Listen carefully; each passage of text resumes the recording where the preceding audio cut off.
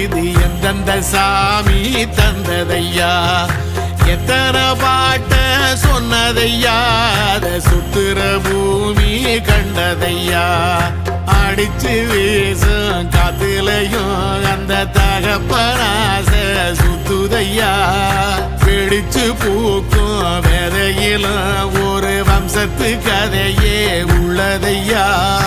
100 தலைமுறை சேர்ந்து சதுக்குன ஈர நலம்